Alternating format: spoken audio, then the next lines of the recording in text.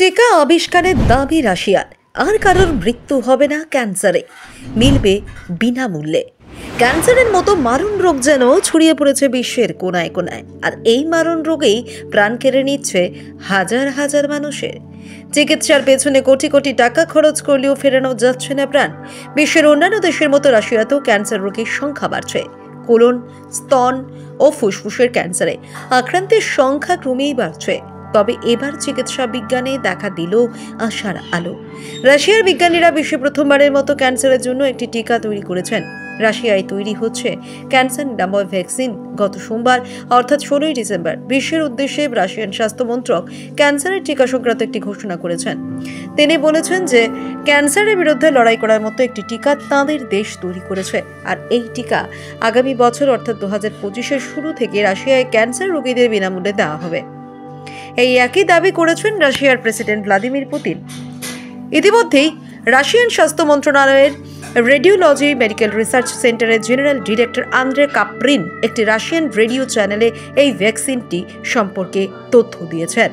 জানা গিয়েছে রাশিয়ার বিজ্ঞানীরা mRNA বা মেসেঞ্জার RNA প্রযুক্তির সাহায্যে ক্যান্সারের প্রতিষেধক তৈরি করেছেন। শরীরে অ্যান্টিবডি তৈরি হচ্ছে। রিপোর্ট সূত্রে পরিচালক আলেকজান্ডার গিন্টার্সবার্গ জানিয়েছেন যে ভ্যাকসিন টিউমারের বৃদ্ধিকে বাধা দিতে পারে এবং ক্যান্সার ছড়িয়ে পড়া রোধ করতে পারে। এমনকি এই ভ্যাকসিন প্রতিটি ধরনের ক্যান্সার রোগীকে দেওয়া যেতে পারে।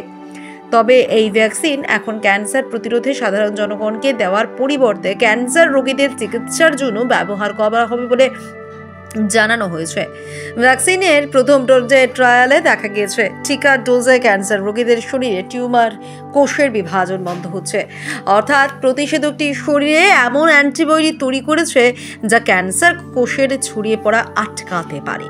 প্রসঙ্গত, রাশিয়া এই টিকাটি কেবল তার দেশের নাগরিকদের জন্য তৈরি করেনি, বরং বিশ্বব্যাপী ক্যান্সার আক্রান্ত রোগীদের জন্য ফ্রি সরবরাহ করার প্রতিশ্রুতি দিয়েছে। এই উদ্যোগের লক্ষ্য হলো বিশ্বব্যাপী ক্যান্সারের হার কমানো এবং লাখো লাখো জীবন বাঁচানো। তাই রাশিয়ার সরকার ইতিমধ্যে এই প্রচারণার জন্য প্রচুর সম্পদ বরাদ্দ করেছে এবং 2025 সালের মধ্যে এটি সম্পূর্ণভাবে বাস্তবায়িত করার লক্ষ্য নিয়েছে। এদিকে বিশেষজ্ঞদের মতে রাশিয়ার এই নতুন ভ্যাকসিন যদি সফলতা অর্জন করে তাহলে গোটা বিশ্বে এক আমূল পরিবর্তন আসবে। এই উদ্যোগের লক্ষ্য হলো বিশ্বব্যাপী ক্যান্সারের হার কমানো এবং লাখো লাখো জীবন বাঁচানো। তাই রাশিয়ার সরকার ইতিমধ্যে এই প্রচারণার জন্য প্রচুর সম্পদ বরাদ্দ করেছে এবং 2025 সালের মধ্যে এটি সম্পূর্ণভাবে বাস্তবায়িত করার লক্ষ্য নিয়েছে।